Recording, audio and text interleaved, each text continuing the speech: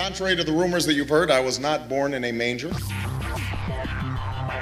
I was actually born on Krypton and sent here to save the planet Earth. We cannot continue to rely only on our military in order to achieve the national security objectives that we've set. Everybody somewhere between the ages of 18 and 25 will serve 3 months of basic training. We've got to have a civilian national security force that's just as powerful, just as strong. Yes, we can. Obama's healthcare plan will include coverage of all essential medical services. Yes, we can. Obama is a cruel hoax. He works for Wall Street. He's an agent of finance capital. Where did you come up with the number $700 billion? Here's the Treasury spokeswoman's quote. It's not based on any particular data point. We just really wanted to come up with a really big number. To Democrats and Republicans who've opposed this plan, I say, step up to the plate. A few members were even told that there would be martial law in America if we voted no. Secretary Henry Paulson is no George Washington. I don't think anyone questions, Mr. Kashkari, that you're working hard. Our question is who you're working for. Obama pledged that he would resume the Security and Prosperity Partnership talks between Mexico and Canada that President Bush initiated. The old boss is starting to look a lot like the new boss. Robert Gates is going to remain on the job as defense secretary for at least a year. Plenty of sources knew about this meeting, told us and others that it was at Hillary Clinton's house, but clearly it wasn't. We've got to give them a stake in creating the kind of world order that I think all of us would like to see. We see you causing a depression so you can blow out the economy and consolidate it and bankrupt it. We know that you are enemies of free humanity, and we are here standing against your tyranny.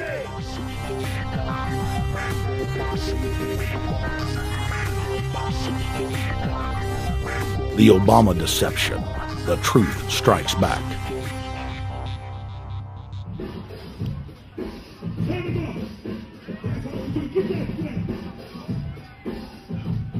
Barack is like the manager of Burger King.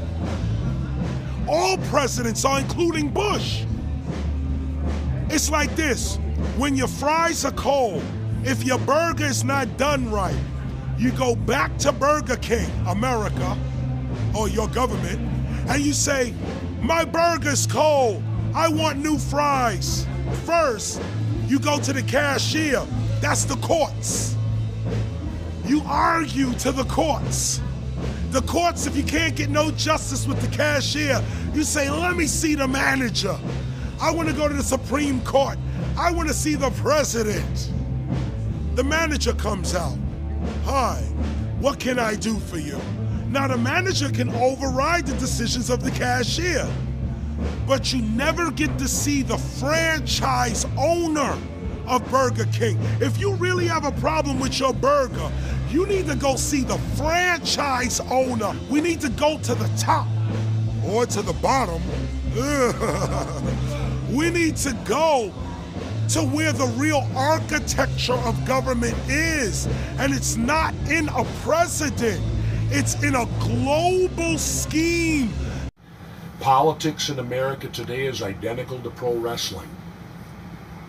And what I mean by that is, in front of the cameras and the public, we all hate each other. I'm going to kick my opponent's butt. I'm going to whale him from here to high water and beat the crap out of him. Yet behind the scenes, we all are friends going out to dinner. Went to dinner together. And it's all a work. All intermarried. Show business. It's showbiz. And that's what you have today in politics. The Democrats and Republicans aren't really opposed to each other. Left and right mean nothing. The only thing that counts is, are you working for Wall Street or you're trying to defend the people against the financiers? It's pretty obvious that there's some gigantic financial institutions that have been pulling the strings of politicians in this country for a long time. And just the fact that we have it set up where they can donate millions of dollars to these guys' funds, these guys' campaigns. I mean, how do we not expect it all to go bad? America in 2009 was desperate for change. The past 8 years had been a disaster. Those weapons of mass destruction got to be somewhere. Maybe under here.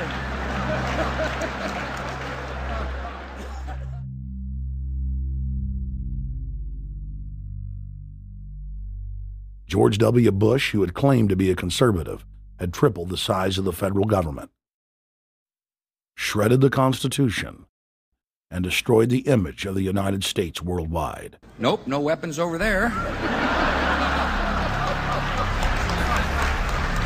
Endless wars, over 1 million dead Iraqis, and more than 5,000 dead U.S. troops. The Patriot Act, warrantless domestic wiretapping and spying, the end of posse comitatus, the rise of the treasonous North American Union, a deepening recession sliding towards total economic collapse. These factors and other abuses had the American people in a state of panic for their future and the very existence of the United States. The elite were in trouble. The people were beginning to see through their facade, past their front man, and to the ruling elite behind the throne. For the first time in U.S. history, both parties were universally hated. Congress had a 9% approval rating. The globalist agenda had stalled. And then, onto the scene came a man who promised change. Change we could all believe in. Barack H. Obama promised to end the war and bring our troops home fast.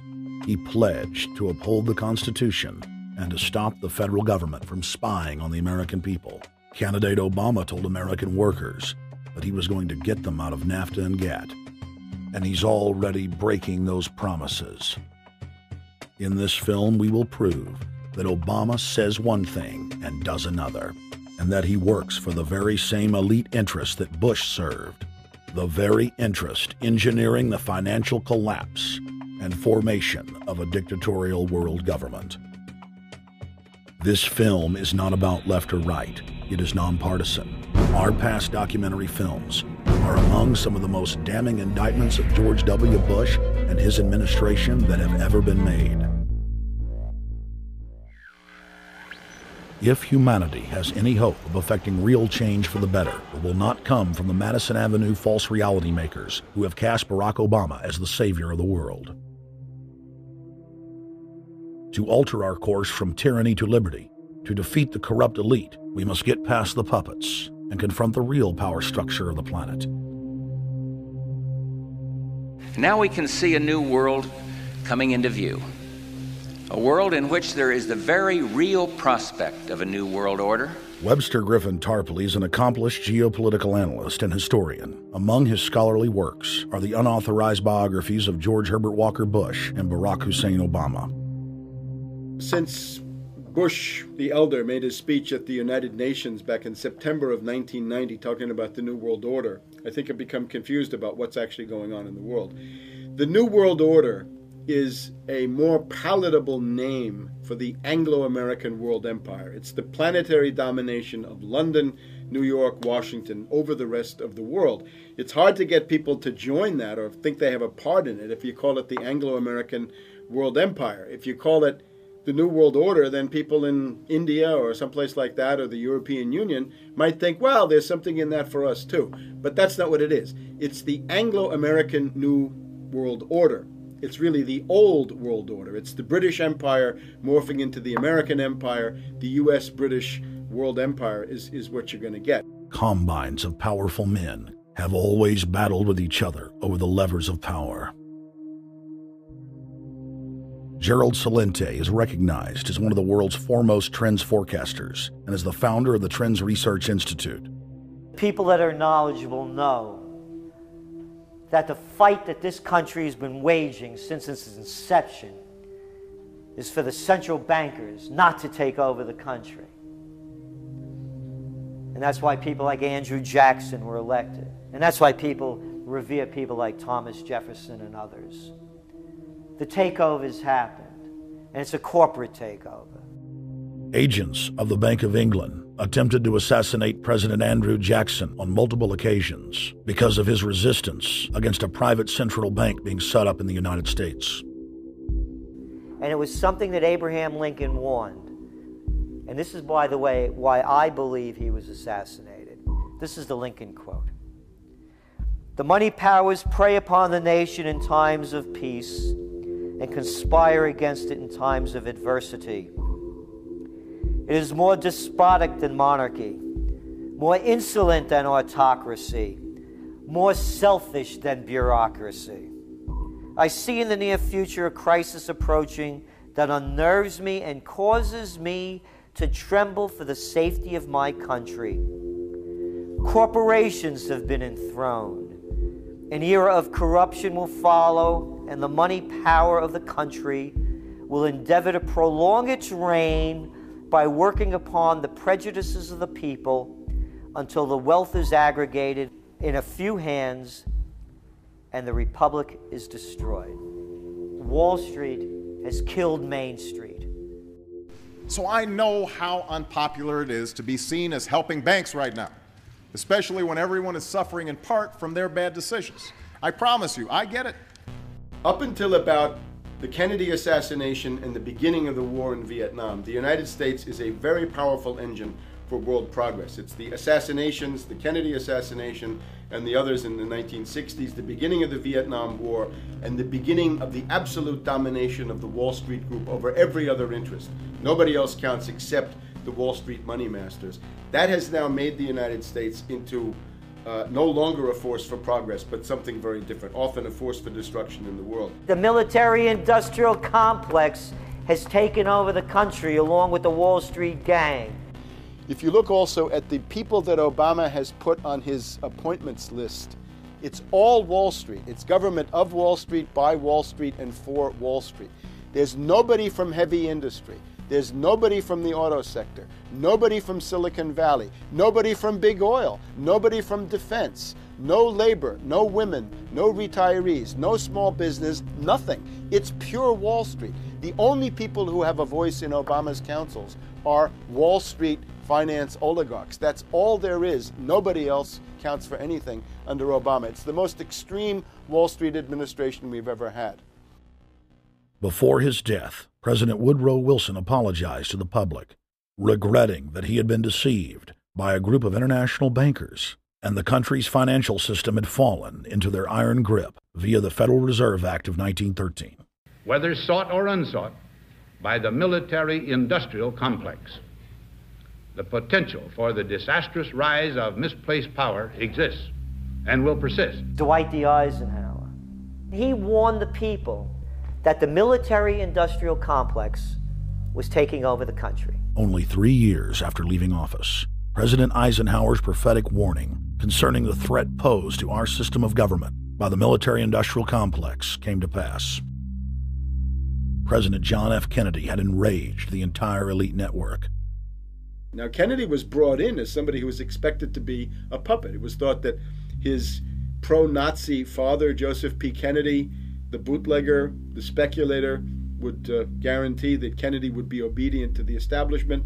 They thought that Kennedy was a sex maniac who could be manipulated through all of this, but it turned out that through his personal suffering, Kennedy had discovered a personal sense of himself which went beyond just being a puppet, and he began to think about things like economic recovery, world peace, having a space program, making deals with the Soviets, cutting the Federal Reserve down to size, and a whole series of other things. Executive Order number 11110, signed by President Kennedy, began the process of abolishing the private Federal Reserve. Kennedy was also pushing for real civil rights reform and had begun the process of pulling the troops out of Vietnam. The last time you had an actual president was Kennedy. The oligarchs took swift and decisive action. When John Kennedy attempted to take the government back from the robber barons, he was brutally murdered. The message to future U.S. presidents and leaders across the world was clear: do as you're told or die. John Fitzgerald Kennedy was the last true president of the United States. And until the globalists are removed from power, we will never have another real one. The other thing about the American presidency you've got to remember is that this is a puppet post. It's automatically going to be a puppet post. The idea that Obama is somebody who's going to come in and exercise real authority when he's obviously been chosen and given everything that he's got by these financiers. Presidents are now little more than corporate pitchmen who take all the political heat, while the controllers remain in the shadows, safe from public scrutiny. Hip-hop icon KRS-One is not just known for selling millions of albums. He has led a tireless crusade against youth violence and has been a strong voice for human rights. If they controlled it before, what makes you think they're not controlling it now?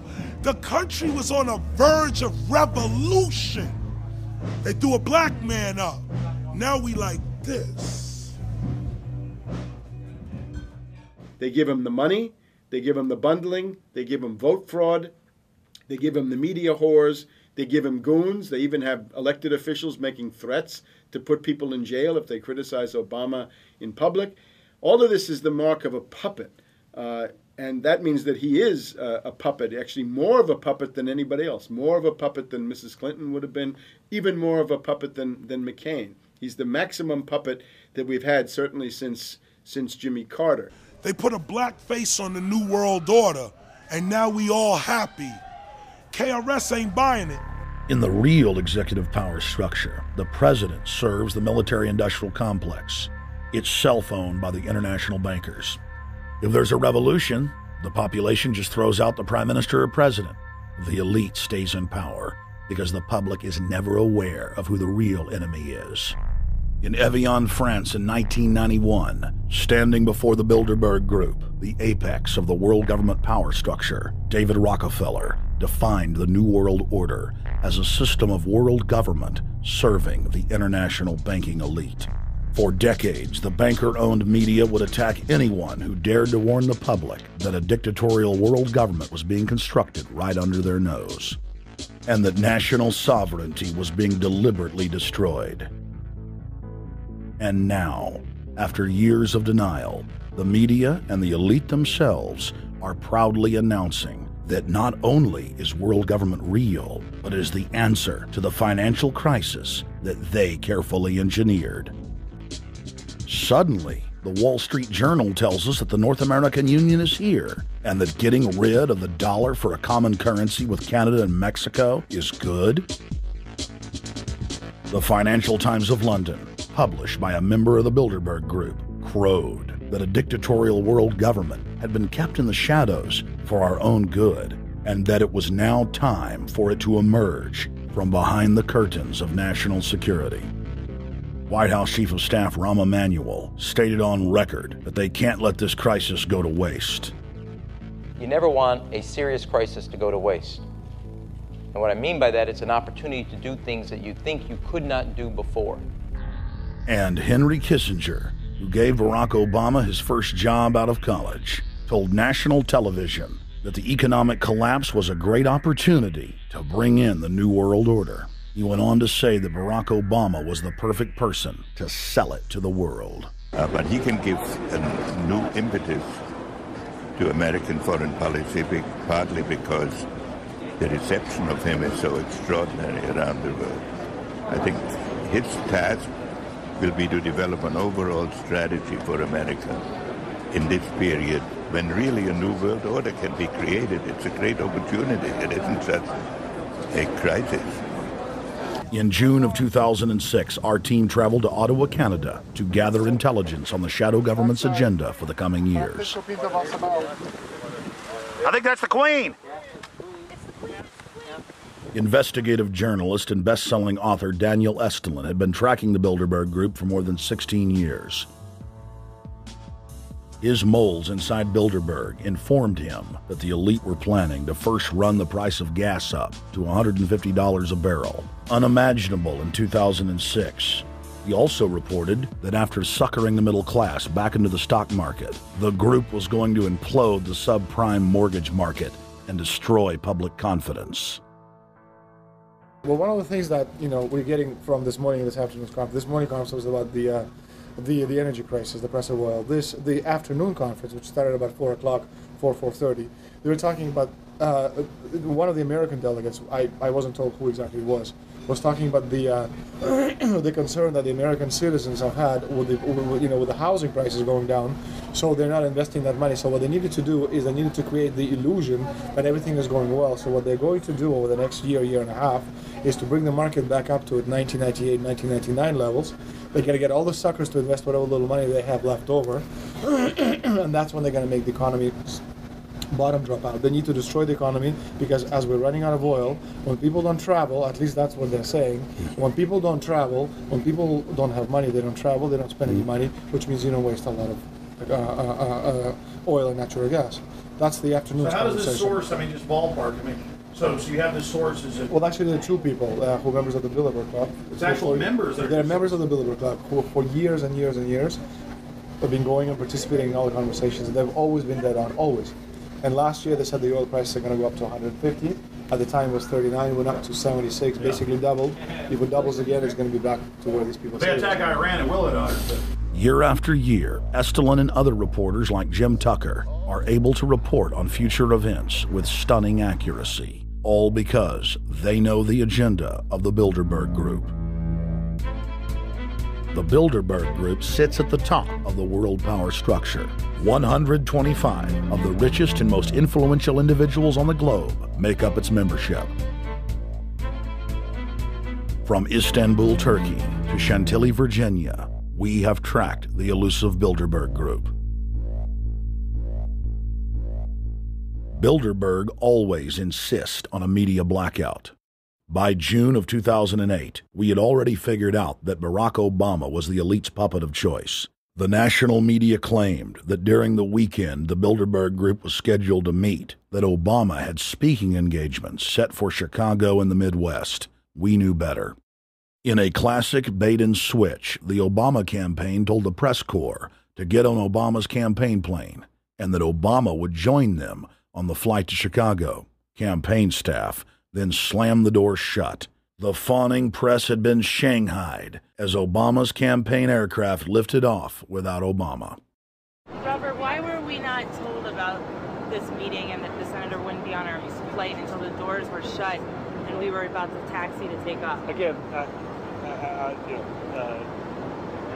we had a desire, Senator Obama had a desire to do some meetings. Others had a desire to meet with him tonight in a private way, and that's what we're doing. We set up these meetings.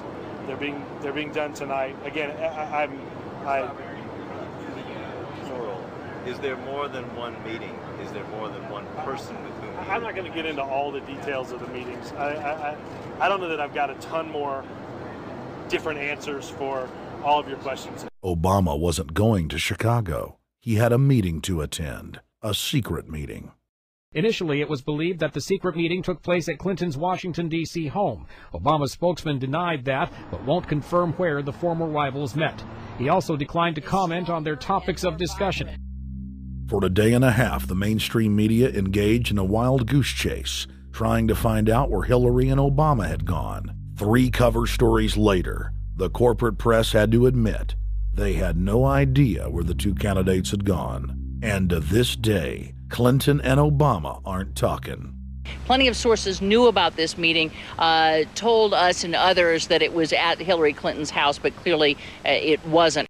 In 2008, the trail led us to the Westfields Marriott Hotel, right outside Washington, D.C. We just flew into Washington, D.C. We're driving to the Westfields Marriott. Tomorrow, the hotel's closed throughout the week into the weekend for the Bilderberg Group meeting. But we're going to check in the night before. They're going to kick us out tomorrow. So we're going directly into the belly of the beast. The hotel will be filled with at least 5 spy agencies: CIA, Defense Intelligence, Mossad, European Union security.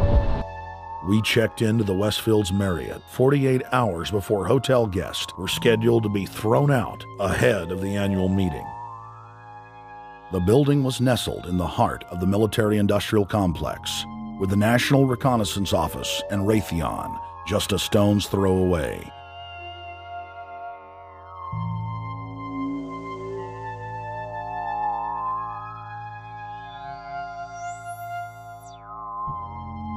The plan tonight is to try to not get arrested, dodge the security, get in there, get some footage of the elite arriving in the morning, because some arrive before they officially lock it down, and then getting out of the building.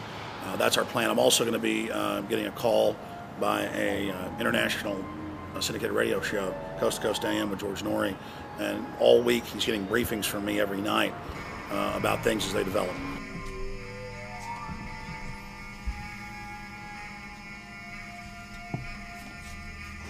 George, we're sitting here in the room. As the phone rings with your producer, Tom Danheiser, to put me on, the fire alarm goes off. So everybody is exiting the building. I know this is a setup. They timed it exactly when this happened. Open the door. I want them to hear the fire alarm. Open the door. I want people to hear this live to the 16 million people listening.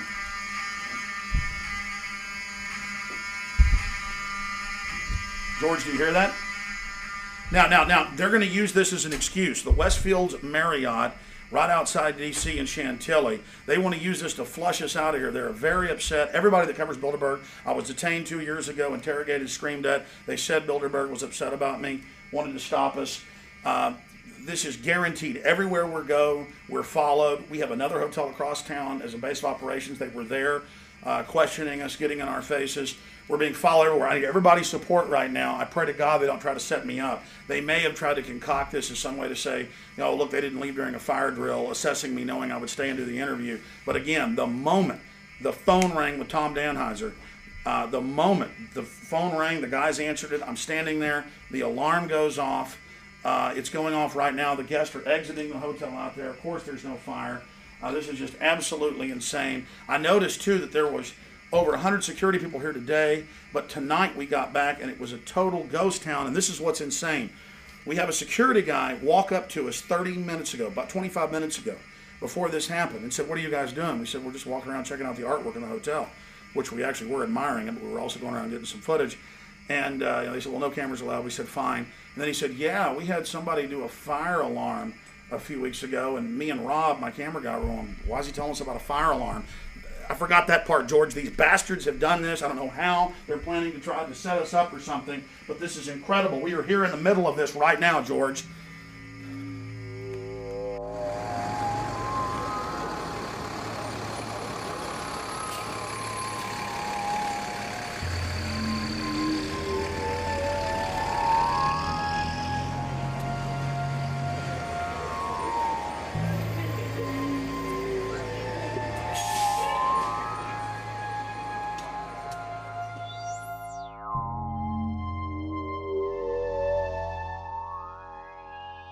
There you go, stay there, keep it locked.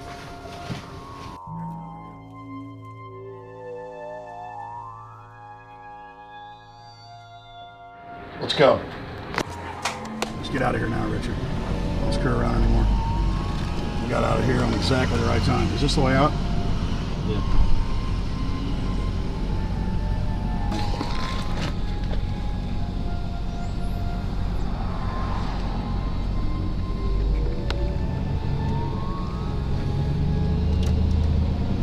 We got a car right behind us.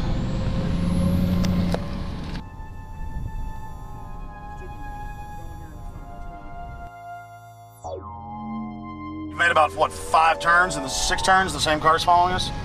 Now he looks like he's following us into a... He came out of Bilderberg, he came out of the Westfield. He's being a little bit subtle, but... Not too. So there he is. That's him over there in the blue car. Yeah.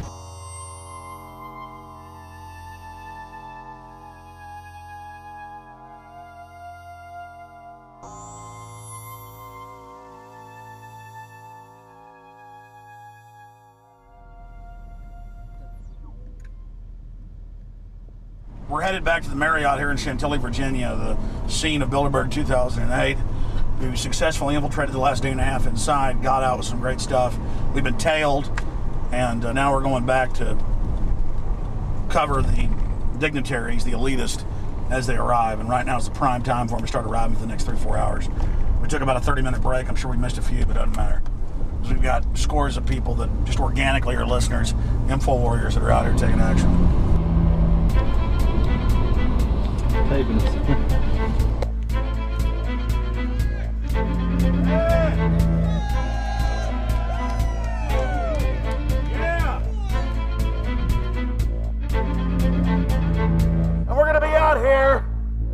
next 3 days, while you try to chart the future of our destiny, we're taking our destiny back. You're not our gods or our masters.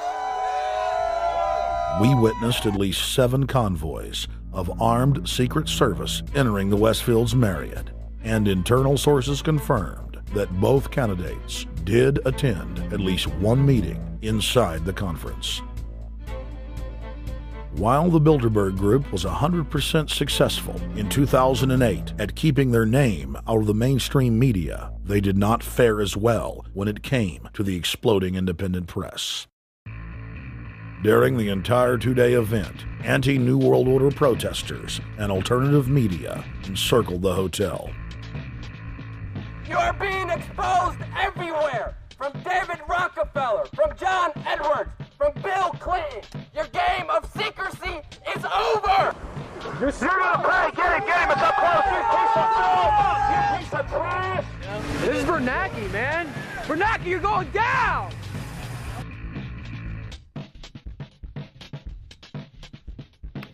Obama, we know you're here, Obama. You cleared your schedule for the next 3 days. We know you're in Virginia. Arch criminals! New World Order scum! We are not your slave scum! Brave Americans came from all over the United States and bullhorned the main conference hall at close range as the global power brokers schemed inside. You are criminals! You control the central bank, you control the currency, and you're turning our beautiful country and world into a nightmare! The global elite are desperate to keep their organizational meetings a secret. They are keenly aware that if the population discovers that policy is being developed covertly by powerful special interest, the people will revolt. It is our duty to expose these criminals. It's a criminal act under federal law for federal officials to have private meetings to discuss world policy with non-federal workers. So everybody from the State Department, Treasury Department, White House, Defense Department, and others who show up, as they always do, they're committing a criminal act simply by being here to attend a secret meeting with officials from other countries to discuss U.S. policy in the world. So literally it's a criminal act. And every newspaper, every broadcaster has a patriotic duty to expose these scum and the evil they project. The election primaries served as a great diversion, while the true future course of the nation was being set behind closed doors. You've got, obviously, the Bilderberger Group, founded by the former Nazi Prince Bernhard of Holland. You've got the Trilateral Commission, founded by David Rockefeller's Zbigniew Brzezinski. They're the ones who ran the Carter administration. Everybody in the Carter administration, from Carter and Mondale and Volcker and Brzezinski, were all members of the Trilateral Commission. Founding member of rap sensation Public Enemy, Professor Griff, gave us his view of the Obama phenomenon. Barack Obama's been given a pass by the Blue Bloods. He's been given the okay by certain secret societies for them to let him in. I truly believe imperialism and fascism needs a facelift. And that facelift is going to have to be black. And the reason why I believe that, simply because I think they're trying to go into Africa. Well, they're already in Africa. But they want to totally control all the natural minerals that they're going to need to carry themselves into the 21st, 22nd, and 23rd centuries. You follow me? So I think they have to go through a phase of galvanizing the masses of dark-skinned people that truly believe that change needs to come, but the change that they're talking about is not necessarily change for the better as far as the masses of the people. It's probably a better change for them. It's not going to change for us, the little man on the totem pole. And no one looks at the agenda. As long as he positions himself right, have the right tie on, have the right smile, repeats the slogans over and over and drives it home, the average American is just going to swallow it hook, line, and sinker. And we don't even know what the agenda is. Writing in his 1964 book, With No Apologies, Senator Barry Goldwater said, The Trilateral Commission is intended to be the vehicle for multinational consolidation of the commercial and banking interest by seizing control of the political government of the United States. The Trilateral Commission represents a skillful, coordinated effort to seize control and consolidate the four centers of power: political, monetary, intellectual, and ecclesiastical. What the Trilateral Commission intends is to create a worldwide economic power superior to the political governments of the nation-states involved. As managers and creators of the system, they will rule the future. Bilderberg issues executive decisions and prime directives to its subdirectorates for implementation. The Trilateral Commission takes the Bilderberg Group agenda and executes it through regional roundtable groups throughout Europe, Asia, and the Americas. The Council on Foreign Relations serves as the managing roundtable group in the United States sector. The Council on Foreign Relations has dominated every administration since the days of FDR. The way in which they make policy and rule is that they are a polycentric oligarchical system. You have to be a finance oligarch. Remember, this is not a society ruled by generals, not by priests, not by bureaucrats, not by demagogues, none of those, but by bankers. Bankers rule, and the bankers set up these institutions. They set up things modeled on the Royal Institute for International Affairs, Chatham House, and the Milner Round Table of the period right after the Boer War, so even before World War I. You had the British setting up these round tables, institutes with publications and conferences, and this is how they make policy. Upon Obama's inauguration, members of the Bilderberg Group, Trilateral Commission, and CFR flooded into every position of power in the executive branch, replacing Trilateral Commission and CFR members who previously filled the positions during the Bush administration. When you look at the U.S. ruling class, you'd have to say that they're a really pathetic bunch of failures and bunglers. They are a miserable excuse for a ruling class, and that's one of the big problems we have. Is you go from Clinton to Bush to Obama. What stays the same is the ruling elite that gives these puppets the orders that they act on. And these orders are wrong-headed, let's say the least. They're basically bankrupt. They're going to lead to the collapse of this civilization. What they're doing is using the existence of the United States as a formerly powerful nation-state to act out their Wall Street fantasies of world domination and maintaining their capital structures and maintaining their system of looting. And this can't be done. So the basic question is, they've hijacked our country and you got to take it back from them. You've got to drive Wall Street out of the government, and at that point you'd have a reasonable chance of getting back to prosperity and some kind of peace and order in international affairs. We had a chance to speak with economist and author George Humphrey. They have created a power elite. And we're not talking about the millionaire down the street. You can't even be a member of their club unless you're a multi-billionaire. And friends, this is not about rich versus poor. This is about a very, very small handful of the worst criminal element on this planet, manipulating and destroying the good people of this nation and of this world. About this Obama with change. Look at the people he's put in to mastermind the economic recovery. Larry Summers. I love it. Every time they talk about Larry Summers, he's always brilliant. He's another brilliant one. He's the one that helped dismantle the Glass-Steagall Act, the banking act that was put in place in the 1930s, so the banks couldn't become the banksters that they become. In the 1990s, you had the beginning of the derivatives bubble, thanks to people like Alan Greenspan, Rubin, Summers, a lot of the people who are now back in the Obama administration. And the derivatives, I think, are the centerpiece of this entire problem today. These are the same people, Geithner from the Treasury Department. Could you imagine that? Now we have the U.S. Treasury Secretary, who also is a Robert Rubin protege of the Larry Summers Group, that dismantled Glass-Steagall and broke apart the regulations that would have prohibited the banks and brokerages from becoming these criminals. He was the former president of the New York Federal Reserve, And now he's our Treasury Secretary? And as we all know, the Federal Reserve is as federal as Federal Express. It's a private bank. And now we've put this guy in charge of it? I mean, can't be Wall Street has hijacked Washington in broad daylight. Every single one of his appointments support the status quo. Every one of his appointments are there to screw the American people. Every single one of his appointments are people who are working to bring down the Republic and the Constitution of this country. Secretary of the Treasury, Timothy Geithner, Bilderberg Group and Trilateral Commission member.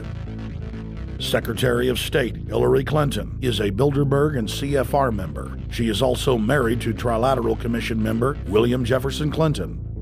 Ambassador to the United Nations, Susan Rice, Trilateral Commission.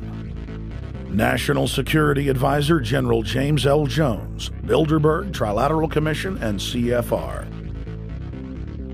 Deputy National Security Advisor Thomas Donilon, Trilateral Commission, CFR. Special State Department Envoy Henry Kissinger, Bilderberg Group, Trilateral Commission, and CFR.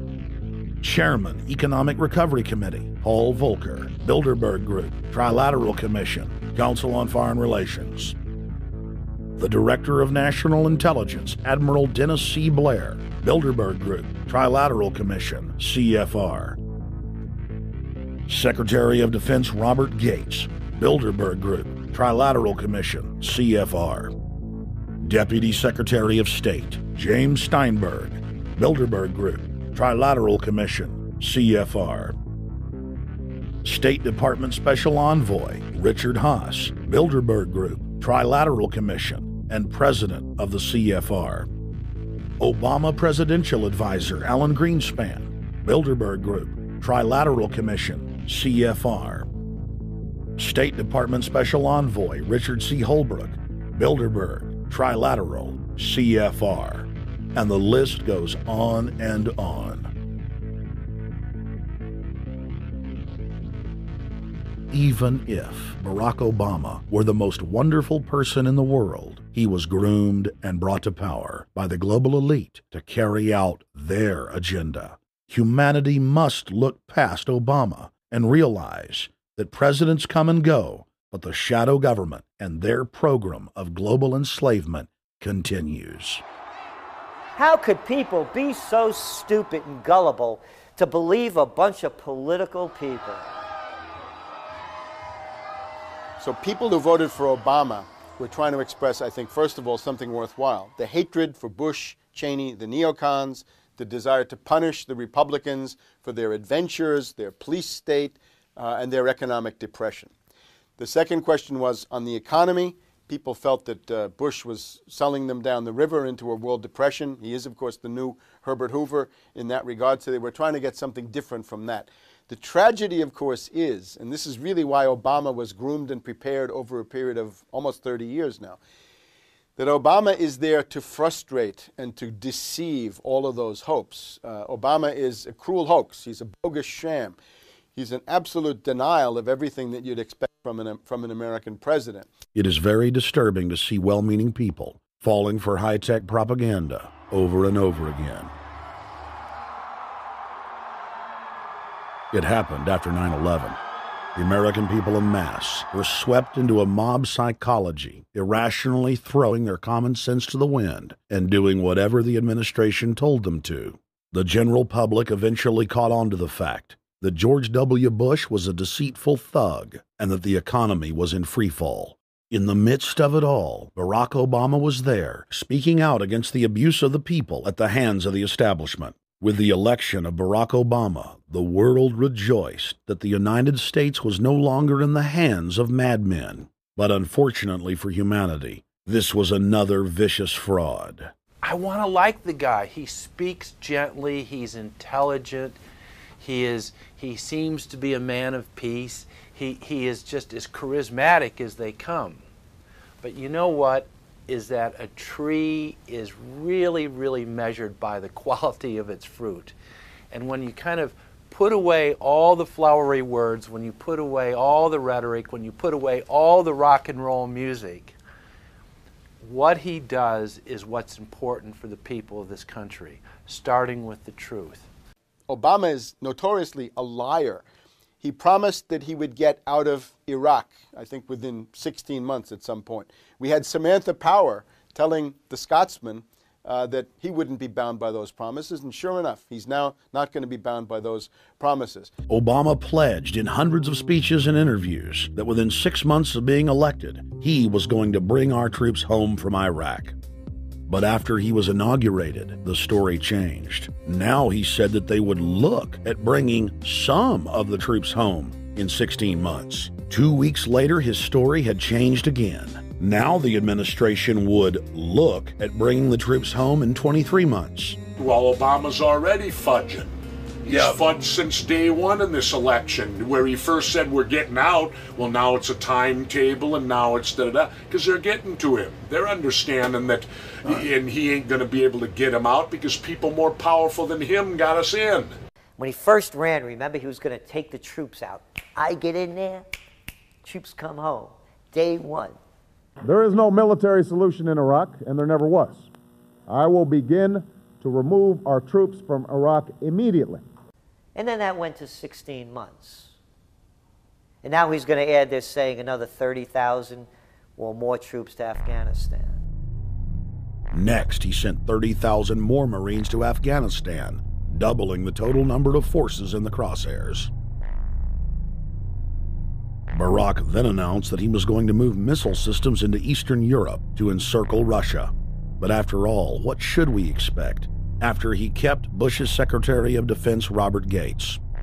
The outcome of this policy is if you're constantly meddling near the Russian borders with these fascist creeps, IMF, NATO agents like Yushchenko of Ukraine or Saakashvili or Georgia, or these Kaczynski twins in Poland, or various collections of people in Latvia, Lithuania, Estonia, you're tied to these gangsters, and if they decide to start a war, that rapidly escalates into thermonuclear World War III. This is worse than the neocons. Bush and Cheney never got as far as Brzezinski, Soros, and the other people running Obama. Barack Obama swore that he would vote to repeal the Patriot Act, but then he voted for its reauthorization. Obama decried the Bush administration's illegal warrantless wiretapping of the American people. Then he voted to legalize it. Obama pledged that he would filibuster any attempt to give retroactive immunity to the telephone companies, the telecom companies, except he then turned around and voted for that bill. Most people don't know, for example, that he voted to reinstate the Patriot Act and more government wiretapping. Candidate Obama told desperate factory workers in speech after speech that he was going to renegotiate NAFTA and GATT to make it more fair for American workers. It is absolutely true that NAFTA was a mistake. But then his campaign was caught sending out memos to top corporate leaders, telling them not to worry and that it was just campaign rhetoric. We had Obama saying, you know, I'm against free trade. I don't like NAFTA and all those free trade sellouts. We had Austin Goolsbee going to the Canadian diplomats and saying, don't mind him. He's just popping off. That's just election era rhetoric. Doesn't mean anything. Presidential candidate Barack Obama was publicly criticizing the North American Free Trade Agreement in a bid for votes, but privately telling Canadian officials not to worry about it. He said that he was going to bring us peace in the Middle East. He said that he was going to bring us transparency and a balanced economy. He said that he was going to not have lobbyists. He said he was going to clean up government. He said he was going to work for the environment. And point by point by point, within the first month of his inauguration, he has lied and deceived and cheated the American people. The people of the United States and the world were filled with hope that Obama was the real deal when in his first week in office he signed an executive order supposedly closing Guantanamo Bay and other secret prisons. Then the press actually had a chance to read the executive order and were shocked to find that the executive order only said that Obama was thinking about closing Guantanamo in a year. But worst of all, the executive order continued the practice of rendition which the LA Times called secret abductions.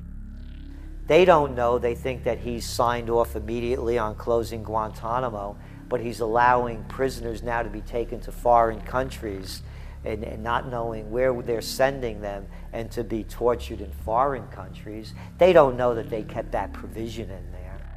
Obama is now continuing the practice of secret arrest, secret prisons, and most importantly, indefinite detention without trial. When a British high court said that it was preparing to release secret British and U.S. torture orders that prove that the Bush administration was ordering personnel to systematically abuse detainees, Barack Obama threatened to cut off all U.S. intelligence ties to England. To add insult to injury, he stated that the program was important to national security, not only endorsing Bush's crimes, but continuing them. Obama voted for a reinstatement of the Patriot Act. And by his early deeds already, again, as we saw with the issues of retention, he's willing to send people that have been charged with nothing to be tortured to so-called get the truth out of them. If the makers of this film attempted to cover all of Obama's lies, this documentary would never be released because there are new ones every day. So in the interest of time, we're going to cover one more big one. Barack and his handlers made the cornerstone of his campaign, keeping lobbyists and donors out of his administration. Within hours of being elected, Obama did a 180 and filled the White House and federal government with lobbyists and donors at all levels. Obama picked William Lynn, the top lobbyist for Raytheon, to fill the number 2 position at the Department of Defense. Timothy Geithner, former president of the private Federal Reserve Bank of New York, was picked by Obama to be Secretary of the Treasury. Geithner promptly crammed the Treasury Department full of lobbyists, like his chief of staff, Mark Patterson, formerly the top lobbyist at Goldman Sachs. Obama appointed top lobbyist to the Saudi royal family, George Mitchell, as the lead Middle Eastern envoy. Obama appointed the king of Wall Street lobbyists, Leon Panetta, to head up the CIA. Obama tapped Tom Daschle, top lobbyist for healthcare firms, to run the Department of Health and Human Services, and the list goes on and on. Then, 3 weeks into his administration, Obama launched a new lie, more outrageous than the previous. With Academy Award-level conviction, he said that he was upset about the banker bailout, which his own chief of staff, Rahm Emanuel, another former Wall Street executive, had engineered. Obama said that he had signed an executive order capping the CEO's salaries of those who had taken the bailout money. There was just 2 problems. All the major banks and brokerage firms were exempt, and the new order only dealt with any future bailouts. And those were to be on the honor system. What gets people upset, and rightfully so, are executives being rewarded for failure. AIG, Bank of America, and Citigroup, which have received billions in bailout money, don't fall under this plan. Only banks negotiating future agreements with the government will be restricted. But this appears to be built on an honor system, and White House Press Secretary Robert Gibbs had a hard time explaining how enforcement would work. Well, let me get, I will get clarification from Treasury on that. Generally speaking, this is already the biggest liar and the biggest disappointment that we've seen in recent history. And again, qualitatively beyond the rather low standards set by Bush the Elder and Clinton in terms of delivering on promises. Bottom line, Obama is a fantastic actor and an even better liar. His track record is clear. He has done the opposite of everything he told the people he would do. They'll make up one lie after another. And if you believe these people, knock yourself out. I don't believe a word they say. Within 1 month of the passage of the first banker bailout bill, the press reported that over $5 trillion had just disappeared out of the U.S. Treasury. By December, the amount of money that had been stolen had reached $8.5 trillion. The leadership of both political parties circled the wagons and would not discuss where the money had gone. Enough, man! In the Fed! In the Fed! In the Fed! Informed Americans protested the private Federal Reserve System at all 38 of their regional governorship offices. Arrest Bernanke and Paulson! Arrest all the criminals that stole the banker bailout money! It was refreshing to see people standing up against the real power structure, not being distracted by the elite's frontmen like George W. Bush and Barack Obama. We traveled to Dallas, Texas to cover We the People taking on the real enemy. Hey, I want to talk to the workers up there on the parapet. The ones smoking cigarettes that just jumped back. You're with the American people, we know that. But understand, ask the workers inside. You're not in a federal government building. You're in a private Federal Reserve that uses that name as a fraud. That'd be like if my first name was Federal Reserve Jones. I'm still not the federal government. I'm not a federal agency. But if I said my name was Federal Reserve, I could go out and pay off politicians and get them to allow me to get into power so I could issue the currency and credit, and then I could buy up the world. That's what these criminals have done. A lot of people think that the Federal Reserve is already part of the government. They're not. It's controlled by cliques of unelected, unaccountable bankers meeting in secret. Most of these people have never even been through the formality of a Senate hearing or a Senate confirmation. They claim that they're part of the U.S. government. They masquerade as if they were part of the U.S. government. But in reality, this is a purely private operation. Jackals, hyenas, raptors, all of them loyal, not to the American people, but to the Wall Street banks, which is where most of them come from. Everyone is pointing to Barack right now, President Obama, as saying, you got to get the economy together. You got to get the economy together. When in fact, the president has very little to do with the economy. It's the Federal Reserve chairman that at least sets the policy. That's a privately owned company, the Federal Reserve Bank. They set the agenda. These guys are masquerading as a federal institution. They are a private banking consortium, and this is their front, their holding company. The Federal Reserve is not federal. It's a front for a private banking cartel. That's on record in congressional testimony, and they're the ones orchestrating the economic collapse we're seeing right now, so that's why we're here. While at the In the Fed rally outside the Federal Reserve Bank in Dallas, Texas, we spoke with Ron Paul's brother, Wayne Paul. 1913, the Federal Reserve Act was passed, floor of the House, where 3 members of Congress were on the floor. At that time, they only needed a majority of votes to pass it. So in 1913, the Federal Reserve Act was passed. 20 years later, 1933, under Roosevelt, the United States was declared bankrupt. And in 1933, the Federal Reserve Private Bank says, okay, USA, what are you going to pledge as collateral on the debt you owe me? What happened by 1936? Does anybody know? We instituted Social Security system, and you and I and our children and our children's children were pledged as collateral on the debt of our government to the Federal Reserve. And that's where we're at today. It took 20 years to make this country bankrupt, and since then, our government has operated under emergency powers of our government. It is not the president that makes the decision in this country. It's the Secretary of Treasury who turns around and is put in there by the Federal Reserve to manage the bankruptcy. We've been in bankruptcy ever since. So to print $700 billion and to give it away, how do they get away with it?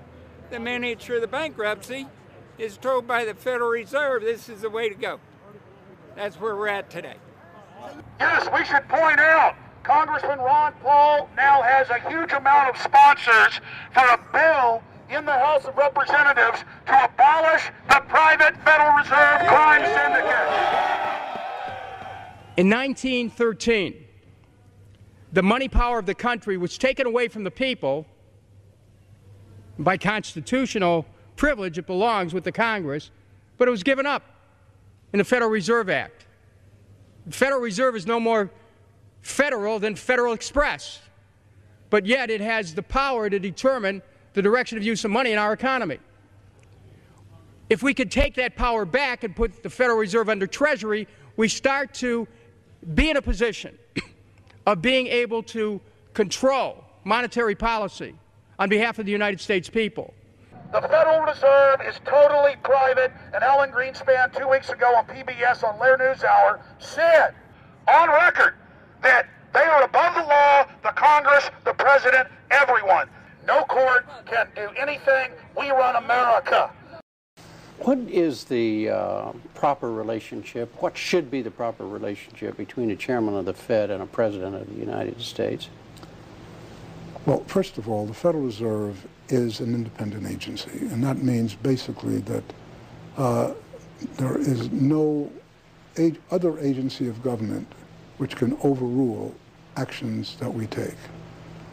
So long as that is in place and there is no evidence that the administration or the Congress or anybody else is requesting that we do things other than what we think is the appropriate thing, then what the relationships are don't frankly matter. Notice what Greenspan is saying. Greenspan is saying the Federal Reserve is beyond the law. And in reality, they are in practice beyond the law. Nobody, as far as I know, has ever audited the Federal Reserve. One of the first things we ought to do when we nationalize the Fed is go in there and find out the audit. Who stole money? Who engaged in corruption? There's a whole series of people going back to Volcker, to Greenspan, to Bernanke, and so forth.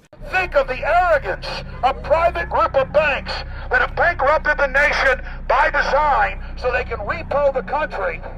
A private group of banks that loaned us our own money back are telling us they're above the law. You are not above the law, criminals. No one is above the law. No one is above the law, and the private Federal Reserve sure as hell isn't either. Since the founding of the Federal Reserve back under Woodrow Wilson, the Federal Reserve has struck out 3 times. They didn't stop the crash of 1929. They didn't stop the banking panic of 1932, 1933. And now they are the cause of the derivatives crisis because they're the ones who inflicted derivatives on the world with Alan Greenspan. Instead of our economy being about goods and services and real products and manufacturing, it's all about these guys, the private Federal Reserve that masquerades as a government entity who controls the issuance of currency and credit.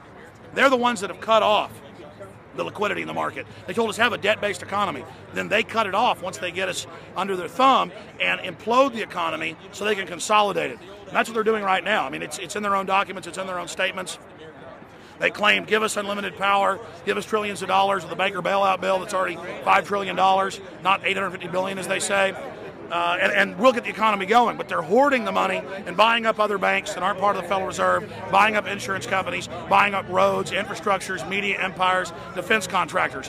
What the banks do is they implode an economy by cutting off credit, and then once things really fall to a low, and they know the low because then they buy everything up and start then putting more money back into the economy, and then they build it back up. So they build us up and then shear us, build us up and shear us.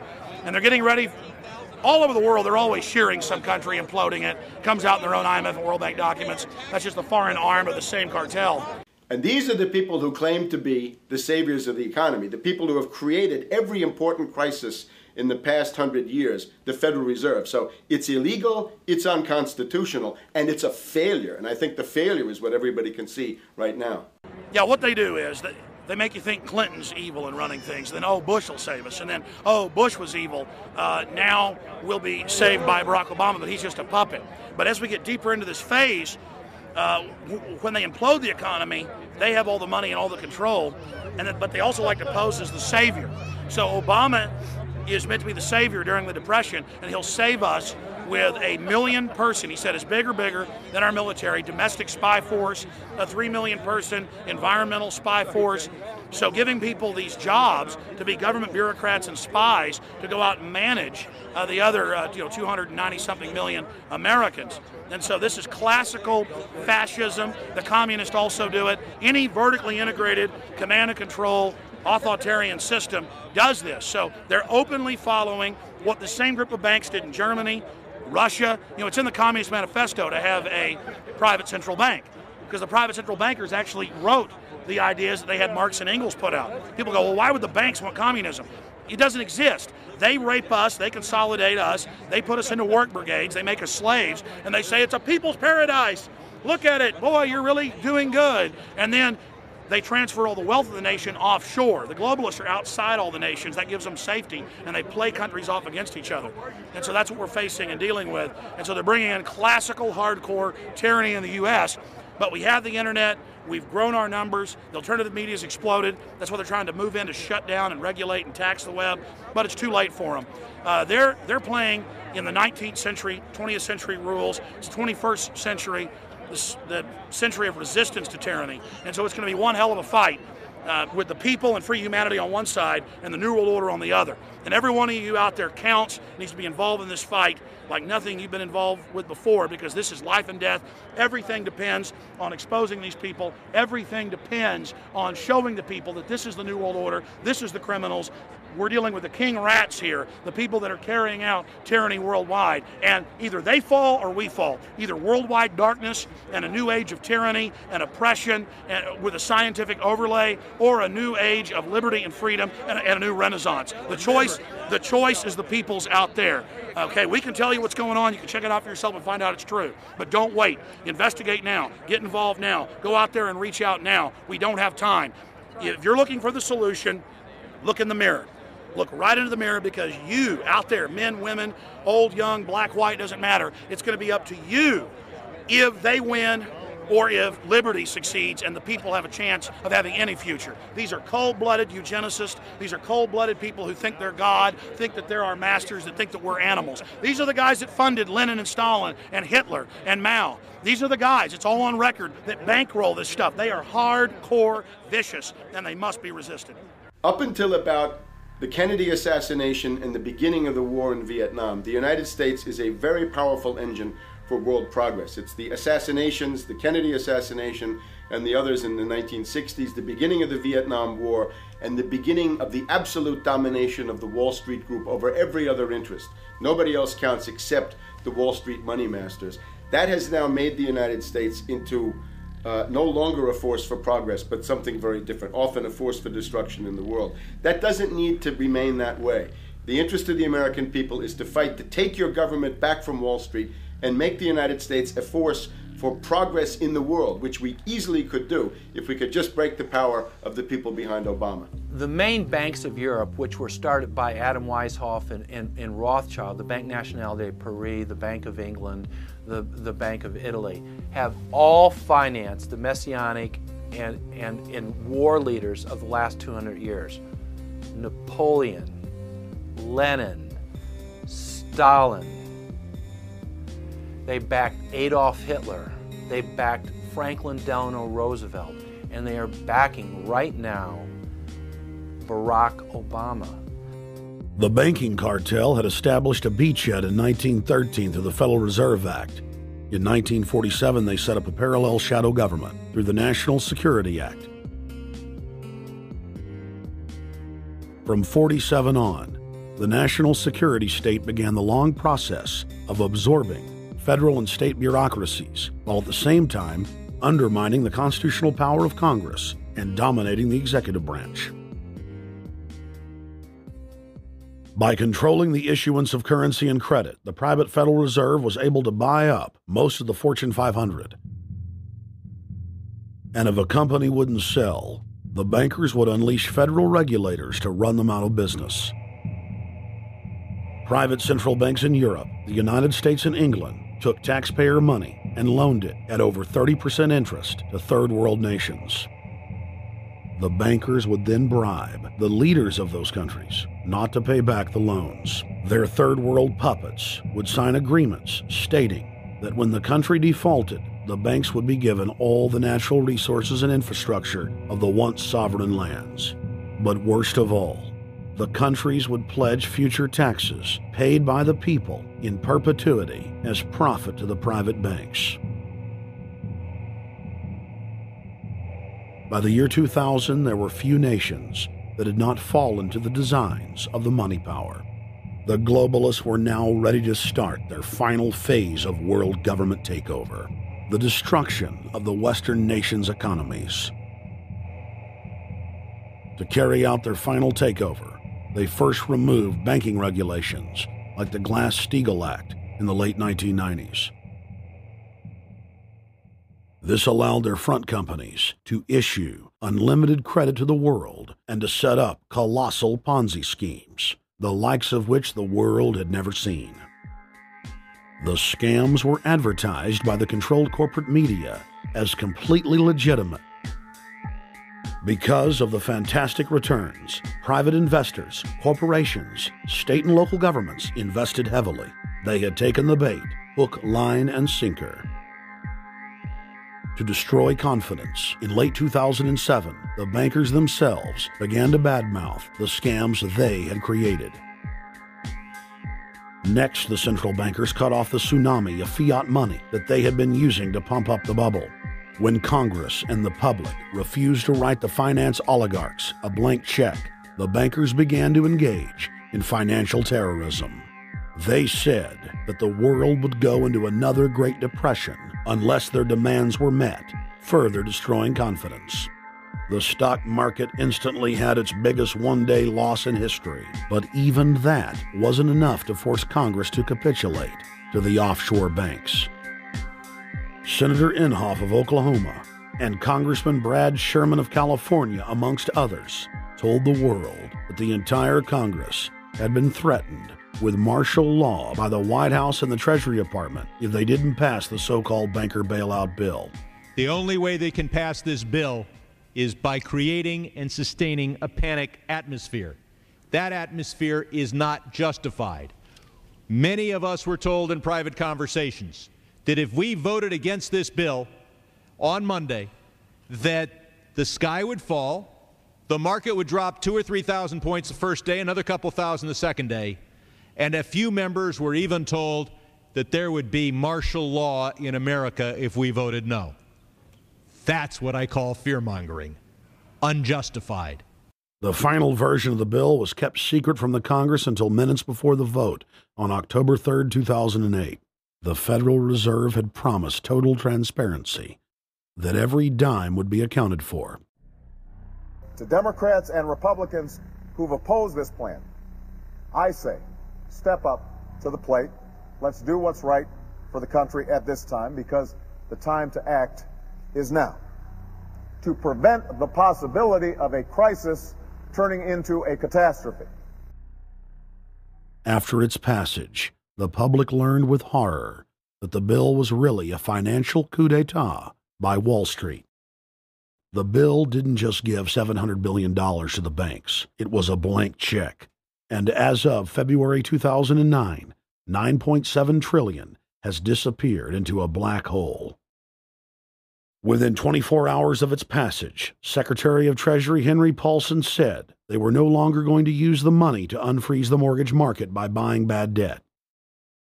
We went to Congress. Illiquid assets look like the way to go. As the situation worsened, the facts change. I will never apologize for changing an approach or strategy when the facts change. Paulson has, in the meantime, admitted that the subprime mortgage crisis is not the cause, really, of the breakdown of the entire world banking system and the bankruptcy of most of the banks in London and in Wall Street. He said, we're going to buy up toxic assets, but we're not going to worry about subprime mortgages. What he's talking about is derivatives. Derivatives are the center of the crisis. He went on to say that where the money was going was a secret. I believe that banking institutions are more dangerous to our liberties than standing armies. If the American people ever allow private banks to control the issuance of their currency, first by inflation, then by deflation, the banks and corporations that will grow up around the banks will deprive the people of all property until their children wake up homeless on the continent their fathers conquered. The issuing power should be taken from the banks and restored to the people, to whom it properly belongs. Thomas Jefferson, 3rd President of the United States. Secretary Paulson came in with the Vice President and Fed Chairman Bernanke and made all these assurances that there was absolutely a critical, immediate need to get rid of the corrosive derivative products, all the different names, for this, ubiquitous, sub-S retraded credit default swap, blah, blah, blah, blah. Okay? But they talked about them as though they knew what the hell they were. You got the money and you immediately said, what items, what auction? Now, the Treasury just basically cut that out of the bill.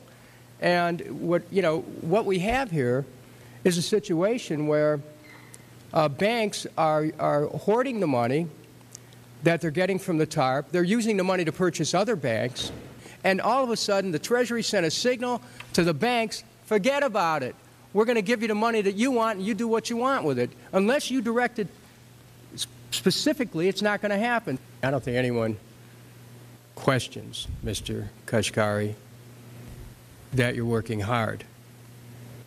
Our question is who you're working for. Throughout its passage, President Bush and Senator Obama worked in tandem to get Congress to pass the bill without even having time to read it, despite the fact that in major polls, 98% of the American people were against the bill. The leadership in both parties were for it. And I really want to commend Barack Obama, because as we were involved in the this and that and different provisions of the bill to persuade people, he really gave them confidence that this was the right decision for the American people, even though it wasn't, in our view, a great bill for them to vote on. I want to take a particular moment to also thank an individual who's not here, and that is Barack Obama, who made numerous calls not only to all of us, but to members of our caucus, and helped us gather the votes on the Democratic side to pass this legislation. Bankheads then bragged to the press that they were hoarding the bailout money and using it to buy up smaller, healthy banks and insurance companies. Their plan was working like a charm. Next, the central bankers loaned the federal government back $787 billion of our own money at interest for President Obama's so-called stimulus package.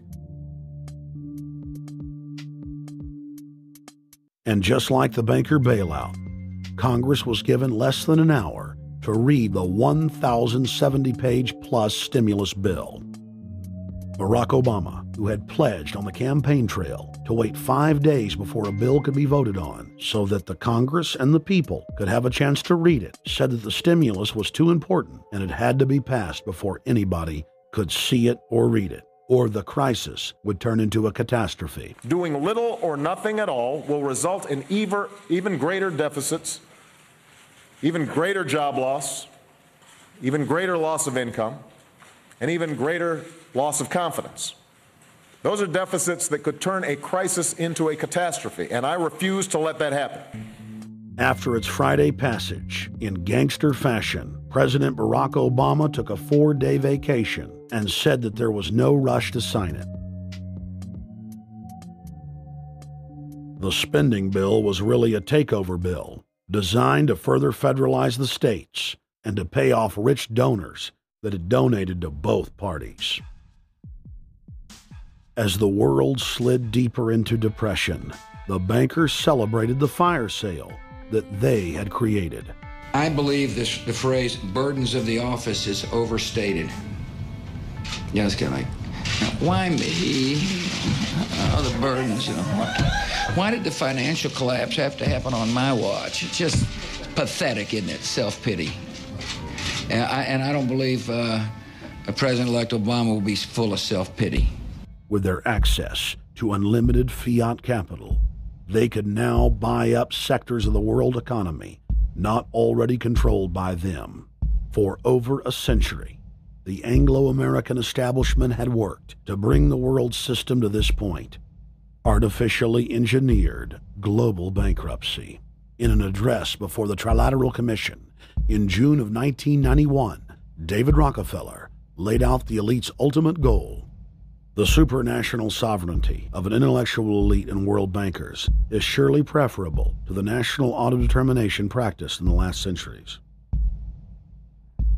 Now that the bankers were holding the world hostage, they issued their ultimatum. The only solution to restart the global economy would be to set up a planetary government ruled by a new Bank of the World, a Bank of the World owned and controlled by them. Suddenly, hundreds of prominent publications announced the solution, the people's only salvation. Time magazine, in an article titled "The New World Order," said that the new super bank would control the world's currencies and set interest rates, and that the new bank would, quote, knock the heads of bad countries like the United States. At a meeting of central bank heads and finance ministers dubbed Bretton Woods II, the plan for world government was unveiled by the very bankers that had engineered the collapse. Formerly sovereign countries would now pay their taxes directly to the banking cartel. Hundreds of new carbon taxes, controlling every facet of human activity, would only be the beginning. Now all the elite had to do was to sell the public on accepting the final phase of their takeover. And it's Obama's job to sucker the public into standing down so the bankers' agenda can move forward unhindered. Never before in U.S. history has the media gotten behind a president like they are behind Obama. The press has pulled out all the stops, bestowing a crown of infallibility upon Obama as the savior of the people. The elite are betting everything they've got on Obama's charisma and hoping that he can sell the world on their program of tyranny. Yes, there have been differences between America and Europe. No doubt there will be differences in the future. But the burdens of global citizenship continue to bind us together. A change of leadership in Washington will not lift this burden. In this new century, Americans and Europeans alike will be required to do more, not less. Partnership and cooperation among nations is not a choice. It is the only way. We've got to give them a stake in creating the kind of world order that I think all of us would like to see. In truth, Obama is not simply continuing George W. Bush's policies. He is radically expanding them. I thank President Bush for his service to our nation. This film has documented the painful fact that Barack Obama's agenda is the complete opposite of what he has claimed it to be. Now we will reveal what Barack Obama and his controllers' true agenda is. Number 1. Bring the United States under the complete regulatory control of a private offshore superbank known as the Bank of the World. More than 100 new taxes are now being developed under the umbrella of curbing greenhouse gases. The new taxes will be paid directly to the private bank consortium. At the producer level, taxes will be paid on farm animals' flatulence. At the consumer level, there will be carbon taxes on all forms of meat, beef, poultry, pork, and fish. All cars will be fitted with satellite tracking boxes that will tax driving by the mile. And an added tax will be placed on all fossil fuels, including motor oil and natural gas. All plastic products will have a carbon tax added. Outdoor space heaters and fireplaces are to be taxed. All electricity produced by coal-powered plants will be taxed. Under the cap-and-trade system, citizens will be forced to pay taxes on thousands of products to private cap-and-trade services owned by Al Gore and other elitists. There will be taxes on light bulbs, water, trash pickup, air travel, train travel, bus, ship, medicine, steel production, mining, clothing, laundry, asphalt are just a few of the new taxes to be levied. But to truly transform our economy, to protect our security and save our planet from the ravages of climate change, we need to ultimately make clean, renewable energy the profitable kind of energy. So I ask this Congress to send me legislation that places a market-based cap on carbon pollution and drives the production of more renewable energy in America. That's what we need. The notion of anthropogenic global warming is a fraud. In other words, the idea that the planet is getting warmer and that human activity is somehow responsible is a pseudo-scientific fraud. It's a big lie. It's a monstrosity. Remember the Nazis, they had race science, race hygiene. They said Aryan blood is different from any other kind of blood. This was, of course, idiocy, a fantastic piece of nonsense Today, we got something similar. Global warming caused by human activity, and the answer to that is carbon tax plus cap and trade, according to the wishes of Al Gore, Prince Charles, and basically the entire world banking community, the world oligarchy. What they're trying to do with that is to perpetuate the current system where bankers rule the world, financiers rule the world, and the rest of us get the crumbs from the table. But remember, if you try to put on cap and trade and a global warming carbon tax with the idea that you're going to save the polar bears, what you're going to do is destroy human society. You're going to cause genocide on a massive scale. The deaths will be measured in the hundreds of millions and indeed in the billions. Just the idea of global warming means that there'll be no development for Africa, no development for the poorer parts of Southeast Asia, and no world economic recovery of any kind ever in our entire lifetime. So it's important to expose and fight the pseudoscientific fraud of global warming. One more point about this. You don't need a climatologist to know that this stuff is a fraud. I'm a historian. I can tell you, in the last 1,000 years, we had a period of very warm temperatures called the medieval warm period, where all kinds of grapes and semi-tropical stuff was growing very far into the northern hemisphere. That was about 1100, 1200. It happened to correspond with an all-time maximum of sunspots. Right now, we can say that we're going into another maximum period where there'll be some warming, but we're well within the limits of the medieval warm period. About 1600 to 1650, there was an ice age in northern Europe. The North Sea was filled with ice. The German and Dutch ports and the English ports were filled with ice. That corresponds to an all-time minimum of sunspot activity, the Spörer minimum and the Maunder minimum. So this has largely got to do with solar activity. We can see that other planets, not just the Earth, are warming slightly as a result of increased solar activity. But we're well within the minimum. So what the oligarchs claim to be an open and shut scientific case is a piece of pseudo-scientific nonsense, and it should be rejected. Number 2, the social engineers are fully aware that the Obama craze will wear off quickly, so they are racing to put in place the most oppressive police state control grid in human history. 20,000 battle-hardened regular Army troops are now being deployed to patrol the streets of the United States. FEMA is now building giant camps in every region of the country, and the Congress has introduced bills like the National Emergency Centers Act, H.R. 645, which merges local governments and the police under federal control. And as we all know that have watched these things, they're ready for the riots. With these detention centers that are being opened up around the country, with state police training for riot control in the event of economic calamity and food riots, they know what's going on and they're prepared for it. So people better also prepare for it themselves. Anyone that's not prepared for what's going to happen, they deserve what they get, because there's enough information out there pointing to the problems, and they should take all precautionary actions.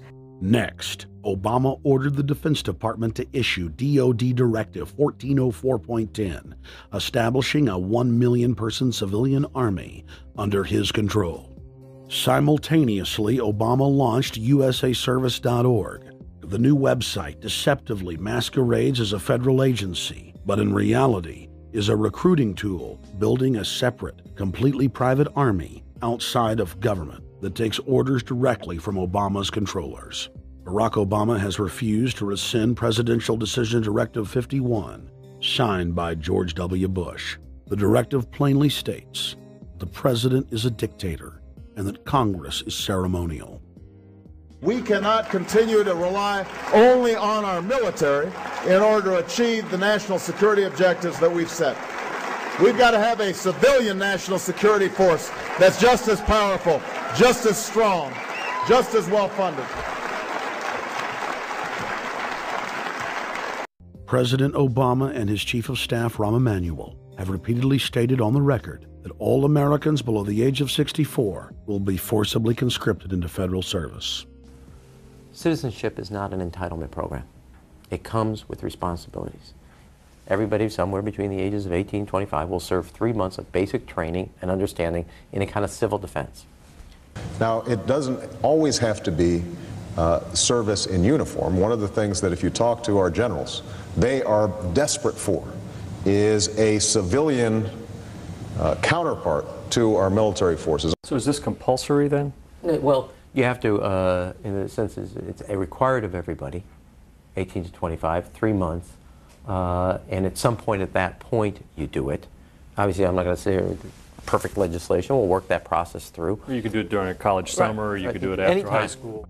If you have a demagogue with a fanatical mass movement of personality cultists who is imposing the program of a group of extreme bankers and finance oligarchs, that's fascism. Obama's transition site, change.gov, proclaimed that middle school and high school students will be forced to serve the federal government. Fascism is gutter up, streets up, hooligans, thugs, fervently idealistic students, swarming adolescents, just the kind of thing you see around Obama. The way you get a population to enslave itself when the police and the army are no longer enough to do that. So I think that's if you're a left liberal, it's time to open your eyes to that. All young Americans between the ages of 18 and 24 will be conscripted into a paramilitary domestic security force. If Obama has his way, adults and seniors will also be forced into other forms of service for the betterment of the homeland. Number 3, disarming the American people. Obama operatives in the Congress have introduced more than 10 bills that would end the Second Amendment as we know it. H.R. 1022 would allow the new Attorney General Eric Holder the dictatorial power to ban any gun he wishes at will.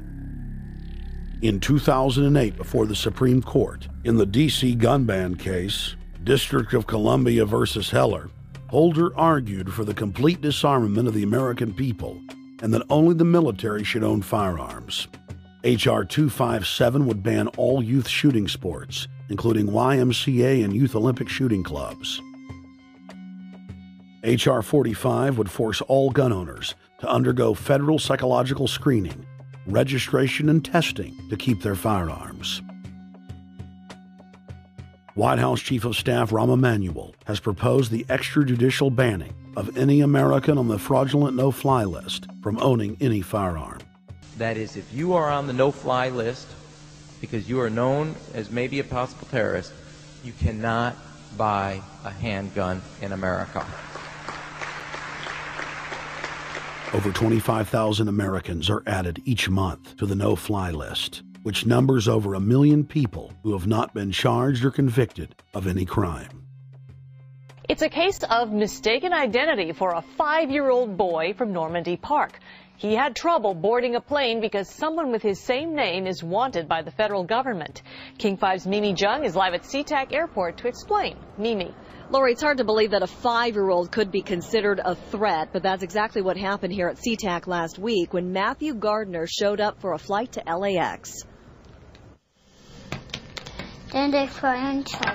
As 5-year-olds go, Matthew Gardner is about as harmless as you can get. But when he and his mom checked in for their flight at SeaTac last week, Matthew was considered the criminal. If you're on that no-fly list, your access to the right to bear arms is canceled because you're not part of the American family. You don't deserve that right. There is no right for you if you're on that terrorist list. And even though this Matthew Gardner is only in kindergarten, TSA workers still conducted a full-blown search. They searched all of our belongings. They took everything apart piece by piece.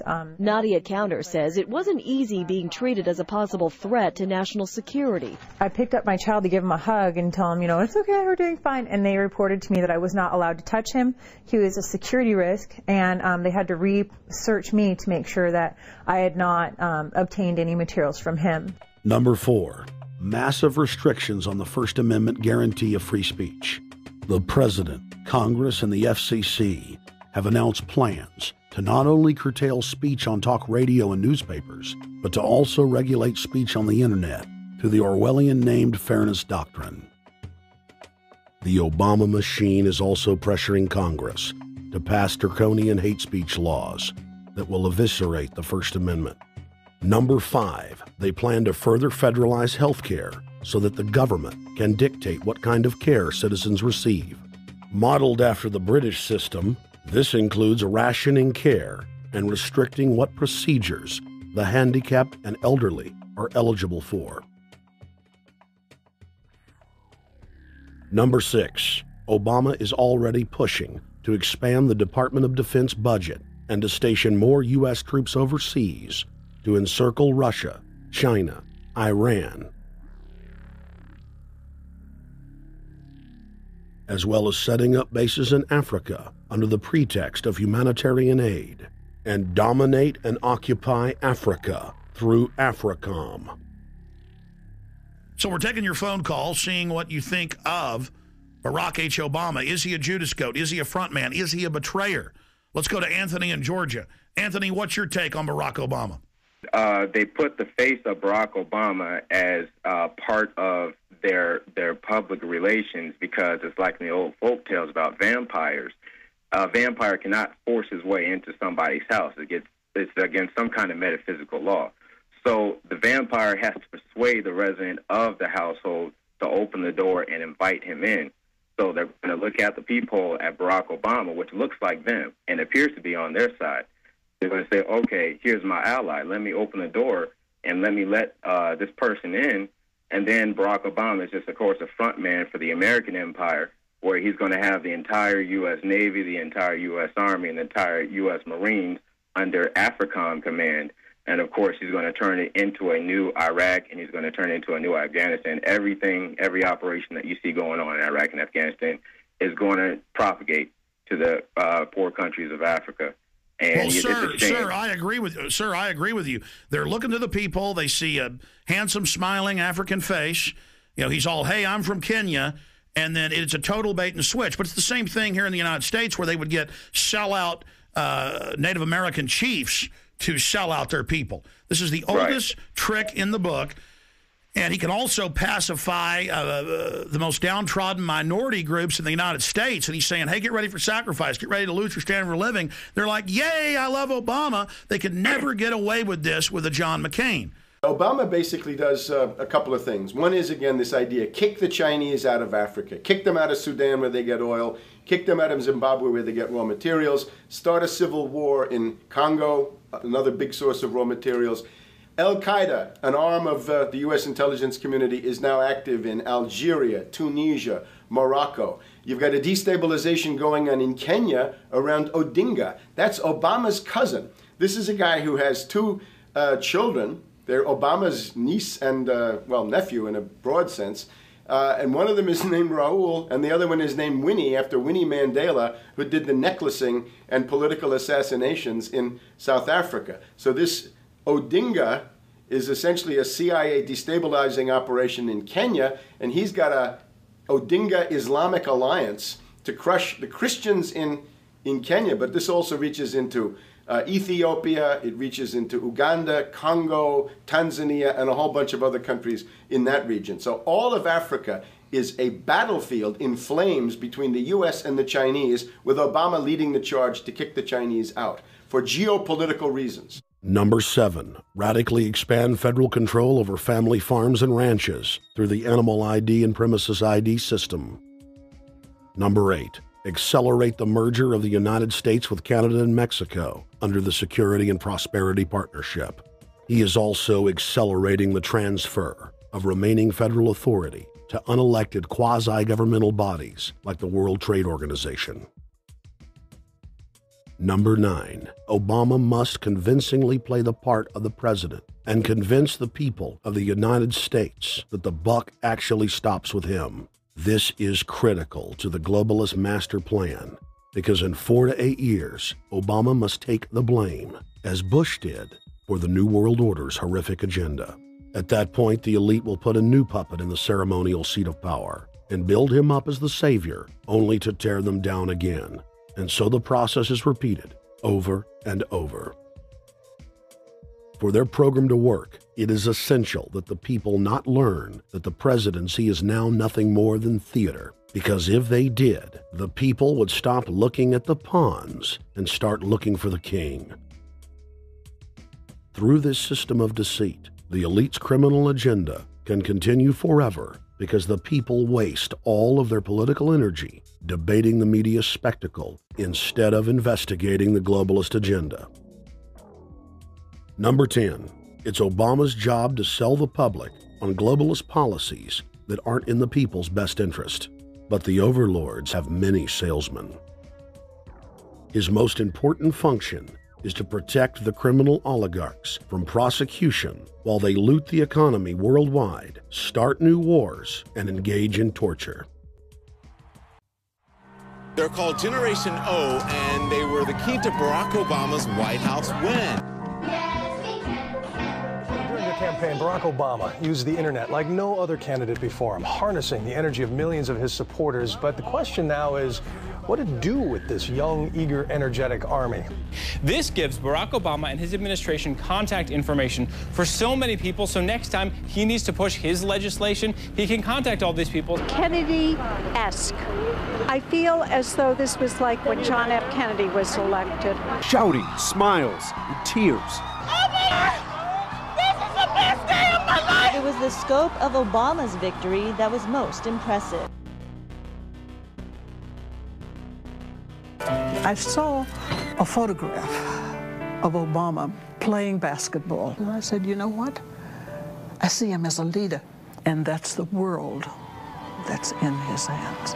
Own a piece of history, commemorating the day the world changed forever. His confident smile and kind eyes are an inspiration to us all. In summation, Barack Obama is a Madison Avenue created fad. All of the crazed Obama worship, being pushed by the corporate media, is scientifically designed to capture the public in a net of peer pressure mass euphoria. If the New World Order can just distract the public for a few more years, the elite can finish constructing their police state control grid. Now, a lot of times, we don't want to know the issue. Right. We don't want to know the issue. We feel, what do you call this thing where you get this false sense of gratification, but because a black man is in office, everything's going to be all right. No, everything's not going to be all right. Yeah. Until you look into the agenda on what the Democratic Party has been about, is about, and will be about, regardless if Barack Obama is the president or not. And that's real. Barack Obama is the perfect Trojan horse. He makes the people feel like they finally have a place at the table, even as he betrays them. I won't have to worry about paying my mortgage.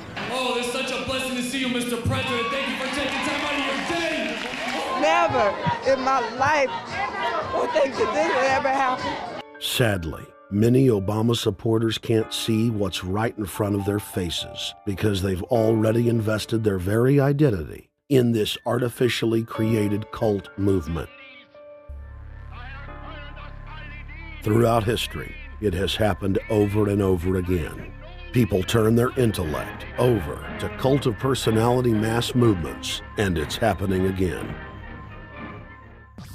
The evidence presented in this film is documented fact, and those that ignore what history has taught us do so at the peril of us all. As frightening as the information in this film is, there are many things we can do to stop the globalist agenda dead in its tracks. First, we expose the cult of Obama for what it is, a sad hoax. Next, realize that we are all being propagandized 24/7. Investigate all information for yourself, be it political parties, the media, or this film. Be aware of the tricks that the elite use, like the staging of false flag terror attacks and other crises. Rediscover the Constitution and Bill of Rights. Promote a culture of true liberty. There is a reason the internationalists are attempting to destroy the sovereignty of all 50 states. They know it is one of the biggest threats to their domination. The federal government has been completely hijacked by foreign interest, and more than 25 states have recognized this fact and are moving to block the New World Order at the state level by declaring their 10th Amendment powers. But most important of all, there is a huge awakening taking place in the United States and across the world against the globalist agenda. Free people everywhere are joining together and saying no to corruption and tyranny and no to world government. This is the center of endurance, and endurance is what wins wars. Not how many people you kill, but how long can you endure? George Washington lost almost every battle he had, but he endured. He out-endured the British, and that's how the battle was won, endurance. And each and every one of you watching this, every single one of you, is just as important as the people who were our founding fathers, as that you are just as important as the Sons of Liberty who met in the 1770s to philosophize about freedom, to philosophize about a republic, to philosophize about a truly free country with a republic. There's 1 billion people on the planet. It only takes one to change it. Are you the one? There may be everybody in your classroom bugging out. Your whole school may be on fire with kids wild and bringing guns. But are you the one? Nature has a way of abundance. Nature puts out a lot of stuff looking for the one. So if you're going to go along with the trend of let's just kill each other, let's disrespect each other, then you're part of nature's plan as well, to be part of just the excess. But if you think more of yourself than just being the excess, you'll do more for yourself. Are you the one? Everybody's not gonna make it, but you have an opportunity to save yourself. Well, we don't have to look back thousands or even hundreds of years to see how dangerous this present day situation is. We can look back to Bolshevik Russia. We can see the takeover by the Bolsheviks talking about the people's revolution, talking about the positive change. And Lenin came in, and then Stalin. The fact is that over 40 million Russians between 1925 and 1940, good Russians, people who were Christians, people who had their own businesses, people who were educated, they were exterminated because they had their own business, because they were educated, because they believed in God's law. We can look over at Germany. Germany was in a very, very terrible economic situation, and this very charismatic leader called Adolf Hitler comes in. He makes the roads good, and he promises a better life for the people. And within 10 years, you see a completely nationalized, centralized, dictatorial situation where millions and millions of people were exterminated. And then we can go to Maoist China. Mao came in, he promised change, he promised a better life, and within 5 years, 60 million Chinese were exterminated. They don't teach that. They don't teach that in the schools these days, and it wasn't that long ago. And I pray to God that this will not happen in the United States. And the way it won't happen is if you and your friends and all of us together take action to say no. This country is too precious. It's too wonderful. It's too good of a place to lay down as a victim. Greatness could arise once we break the shackles of the government that's holding us back. One thing America has more than any other country is an entrepreneurial spirit. One thing we have more than any other country is the ability to be innovators. You know, if I was born in Italy, I wouldn't be the trend forecaster I am today because I would have been locked into a culture of thinking one way. We have that freedom of expression and freedom of thought that could free us to create greatness again if Big Brother doesn't come down on us harder. Humankind is at a historic crossroads. The forces of globalism are marching towards absolute despotism. Look in the mirror, count the cost, and decide Are you going to let history repeat itself? Or will you stand tall with freedom lovers everywhere and stop the completion of a world dictatorship?